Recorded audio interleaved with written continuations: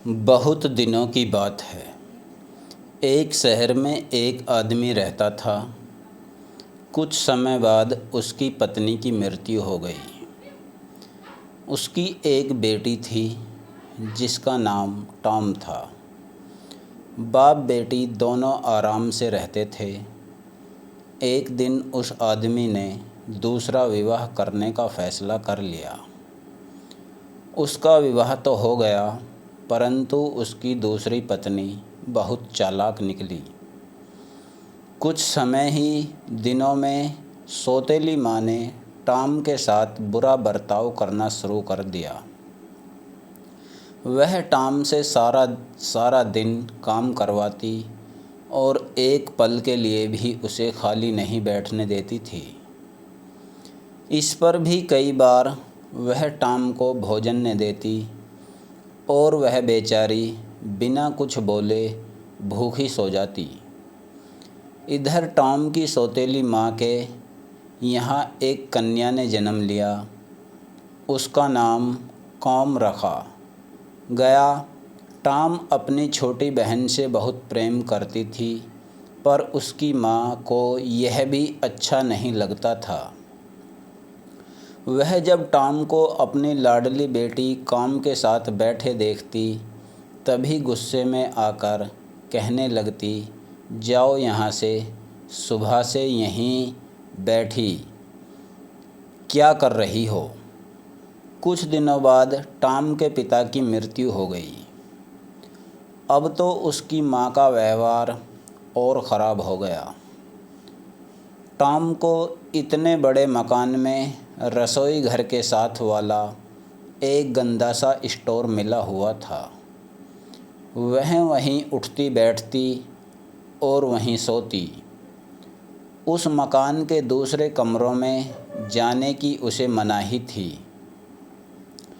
बस सफाई करने के लिए वह वहाँ जा सकती थी। टॉम को बहुत काम करना पड़ता था। सारे घर की सफाई करती, कपड़े साफ़ करती, फर्श रगड़ रगड़ कर धोती और सारे घर का भोजन बनाती।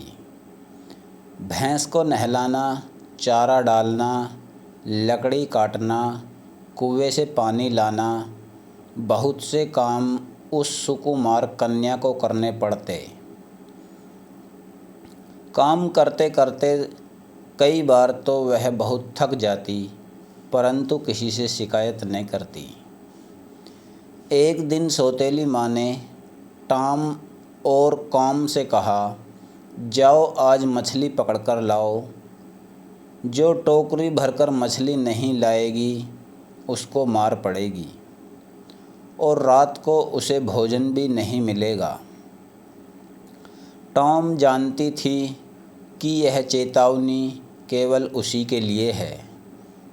काम को न तो मार ही पड़ सकती थी और न ही भोजन के बिना वह रह ही सकती थी। टॉम सुबह से शाम तक तालाब के किनारे बैठी रही। उसने मछलियों से अपनी टोकरी भर ली, परंतु काम सारा दिन इधर से उधर घूमती रही। उसने सारा समय नाच गाने और फूल तोड़ने में खो दिया। सूर्य के अस्त होने तक काम ने मछली पकड़ना शुरू ही नहीं किया था। काम ने ज्यों ही अपनी बहन टॉम की टोकरी मछलियों से भरी हुई देखी, तो उसे एक तरकीब सूझी। वह कहने लगी, देखो बहन, तुम्हारा चेहरा धूल से भर गया है। तुम इस निर्मल जल में स्नान क्यों नहीं कर लेती? माँ तुम्हारा चेहरा इतना गंदा देखेगी तो क्या कहेगी। टॉम को यह सलाह अच्छी लगी। वह उधर स्नान करने के लिए तालाब में घुसी और उधर कॉम ने उसकी सारी मछलियाँ अपनी टोकरी में डाल लीं और टोकरी उठाकर जल्दी से घर भाग गई। जब टॉम ने यह देखा कि उसकी मछलियाँ कॉम उठाकर ले गई है तो वह बेचारी वहीं ज़ोर ज़ोर से रोने लगी। थोड़ी ही देर में उस तालाब में से एक जलपरी निकली और टॉम से कहने लगी, क्या बात है बेटी, इतनी ज़ोर ज़ोर से क्यों रो रही हो? तब टॉम ने जलपरी से सारी कथा कह सुनाई और बोली, मेरी रक्षा करो। आज जब मैं घर पहुंचूंगी तो मेरी सौतेली माँ मुझे बहुत मारेगी। जलपरी ने उसे हौसला दिया और कहा, चिंता मत करो बेटी, तुम्हारे कष्ट के दिन दूर होने वाले हैं। तुम्हारी टोकरी में मैंने एक सुनहरी आँखों वाली मछली रख दी है। इस मछली को अपने घर के पास वाले कुएं में डाल देना। बस फिर इससे तुम जो मांगोगी वही मिलेगा। टॉम ने जलपरी को धन्यवाद दिया और घर जाकर उस मछली को अपने कुएं में छोड़ दिया। उस रात उसकी सौतेली माँ ने उससे कुछ नहीं कहा। जब टॉम उस कुएं पर पानी भरने जाती तो वह मछली उसे दिखाई देती और उससे बातें भी करती, परंतु जब कोई और जाता तो वह मछली पानी में छिप जाती। टॉम की सौतेली माँ को थोड़ा थोड़ा शक होने लगा कि इस कुएं में ज़रूर कोई है जिससे टॉम एकांत में बातें किया करती है। इसी से उसने एक दिन टॉम को किसी काम से दूर भेज दिया। टॉम की अनुपस्थिति से लाभ उठाकर उसकी माँ ने कुएं से उस मछली को निकाल लिया। टॉम के लौटने से पहले ही उसकी माँ ने उस मछली को पकाकर खा भी लिया। जब टॉम काम से लौटी तो वह कुएं पर गई। वहाँ पहुंचकर वह मछली को बुलाने लगी, पर मछली ने कोई जवाब नहीं दिया। वहाँ मछली होती तो कोई जवाब आता भी। टॉम वहीं कुएं की दीवार से सिर पटक पटक कर रोने लगी। फिर वहाँ जलपरी आई और कहने लगी, बेटी चुप हो जाओ, रोने से काम नहीं चलेगा। उस मछली को तुम्हारी सौतेली माँ खा गई है। उसने मछली की हड्डियाँ सामने के मैदान में फेंक दी हैं। तुम उन हड्डियों को उठाकर अपने कमरे में दफना दो। बस फिर तुम्हें किसी प्रकार का कष्ट नहीं होगा। टॉम ने वैसा ही किया।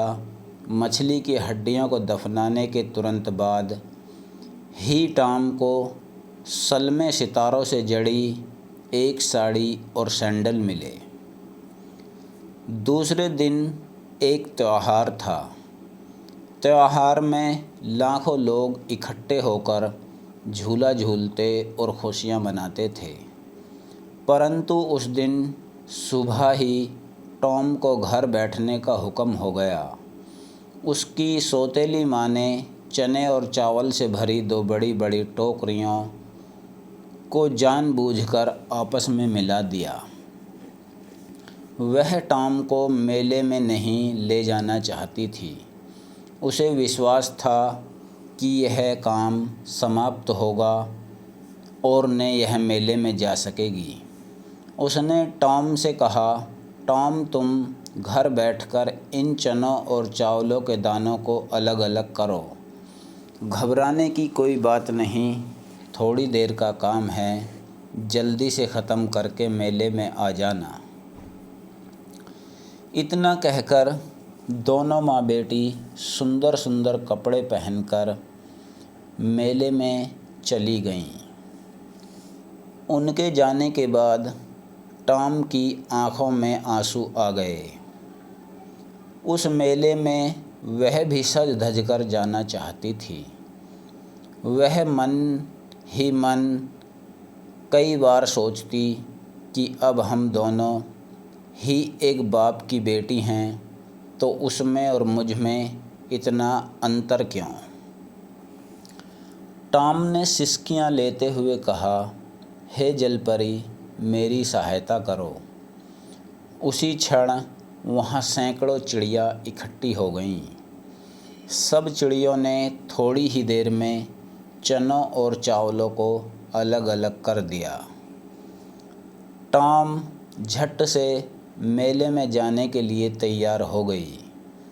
उसने वही सलमे सितारों वाली साड़ी और सैंडल पहने जो उस कल मछली की हड्डियों को दफनाने के बाद मिले थे। उस साड़ी में टॉम राजकुमारी सी लगती थी। ज्यों ही टॉम मेले में पहुंची, काम उसे देखकर बड़ी हैरान हुई। वह अपनी माँ के कानों में कहने लगी, देखो माँ, कितनी खूबसूरत लड़की है। ऐसा लगता है जैसे कोई राजकुमारी हो। इसकी शक्ल बहुत कुछ हमारी बहन टॉम से मिलती जुलती है। उधर जब टॉम ने देखा कि उसकी सौतेली माँ और काम उसकी ओर आंखें फाड़ फाड़ कर देख रही हैं, तो वह वहाँ से भागने लगी। जल्दी में उसका एक सैंडल वहीं रह गया। उस सैंडल को वहाँ घूमते हुए सिपाहियों ने उठा लिया और जाकर अपने राजा को दे दिया। राजा ने उस सैंडल को बड़े ध्यान से देखा। सैंडल बहुत ही खूबसूरत था। राजा ने उससे पहले कभी उतना सुंदर सैंडल नहीं देखा था। राजा ने उसी वक्त घोषणा कर दी कि जिस लड़की ने ऐसा सैंडल पहना हो उसे पकड़कर राज दरबार में लाया जाए। सिपाही अपने घोड़ों पर चढ़कर मेले में पहुँचे और टॉम को पकड़कर राजा के पास ले आए। राजा ने ज्यों ही टॉम को देखा, उसी क्षण उसने टॉम को अपनी महारानी बनाने का निश्चय कर लिया। दोनों का विवाह हो गया। टॉम आराम से राजमहल में रहने लगी। अब उसे किसी बात की चिंता नहीं थी। परंतु उसकी सौतेली माँ और काम को इस घटना से बहुत दुख हुआ। वे दोनों टॉम को मार देना चाहती थीं, परंतु उन्हें राजा से डर लगता था। कुछ ही दिनों बाद ही टॉम के पिता का मृत्यु दिवस मनाया गया। टॉम को अपने घर जाना पड़ा। टॉम को घर में पाकर पहले तो उसकी सौतेली माँ बनावटी हंसी हंसती रही और कहती रही, मेरी बेटी बहुत अच्छी जगह पहुँच गई है। भगवान तुम दोनों की उम्र लंबी करे। फिर थोड़ी देर बाद चेहरे पर गंभीर भाव लाकर कहने लगी, आज के दिन मैं भिखारियों को नारियल देना चाहती हूँ। कितना अच्छा हो कि तुम खुद ही नारियल तोड़कर भिखारियों को दे दो। टॉम बड़ी खुश होकर नारियल के पेड़ पर चढ़ गई। जैसे ही टॉम ऊपर पहुंचकर नारियल तोड़ने लगी, सौतेली माँ ने नीचे से वृक्ष काट दिया। सौतेली माँ अंदर ही अंदर बहुत खुश थी, पर बाहर आँखों से बनावटी आंसू भी गिर रहे थे। वह रोती रोती राजा के पास पहुँची। वहाँ जाकर वह ज़ोर ज़ोर से चिल्लाने लगी, महाराज, मैं लुट गई। मेरी बेटी नारियल वृक्ष से गिरकर मर गई। हे भगवान, तुमने मुझे क्यों न उठा लिया। राजा को टॉम के मर जाने का बहुत दुख हुआ। विनाश काले विपरीत बुद्धि वाली कहावत टॉम की सौतेली माँ पर भी चरितार्थ होती है। टॉम उस वृक्ष से गिरकर बेहोश हो गई थी, उसकी मृत्यु नहीं हुई थी। टॉम को एक बूढ़ी स्त्री उठाकर अपने घर ले गई। उस बूढ़ी स्त्री के कोई संतान नहीं थी। उसने अपनी सारी पूंजी लगाकर टॉम का इलाज करवाया। टॉम कुछ ही दिन में ठीक हो गई। दूसरी ओर सौतेली माँ चाहती थी कि किसी तरह राजा उसकी बेटी काम से के साथ विवाह करवा ले और उसकी बेटी महारानी बन जाए। राजा ने इस पर कोई आपत्ति नहीं की और काम से विवाह कर लिया। एक दिन राजा जंगल में शिकार खेलने गया। शिकार खेलते खेलते रात हो गई। राजा रास्ता भूल गया और उसने जंगल में ही रात बिताने का निश्चय किया। आसपास कोई मकान या सराय भी नहीं थी। राजा को दूर एक दीपक जलता दिखाई दिया। वह उसी ओर चल दिया। वहाँ पहुंचकर उसने दरवाज़ा खटखटाया। बूढ़ी स्त्री ने दरवाज़ा खोल दिया। राजा ने कहा, मैं राजा हूँ। शिकार खेलते खेलते रात हो गई। यदि तुम आज रात यहाँ ठहरने दो तो तुम्हारी बड़ी मेहरबानी होगी। मैं सुबह होते ही यहाँ से चला जाऊँगा। उस स्त्री ने राजा को अंदर बिठा लिया।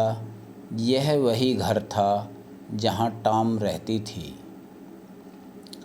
उस स्त्री ने राजा को भोजन खिलाया।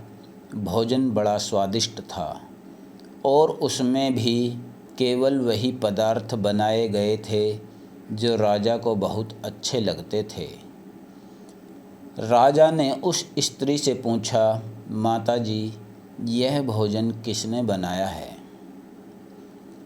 मेरी बेटी ने, उस स्त्री ने जवाब दिया। कहाँ है तुम्हारी बेटी? राजा ने पूछा।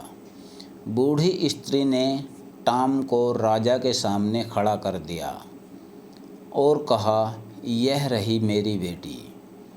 राजा टॉम को दोबारा पाकर बहुत खुश हुआ। टॉम ने सारी बात राजा से कह सुनाई। राजा ने काम और उसकी माँ को जेल खाने में डाल दिया। अब उसकी सौतेली माँ और काम को मालूम हो गया कि भगवान के घर देर हो सकती है, अंधेर नहीं।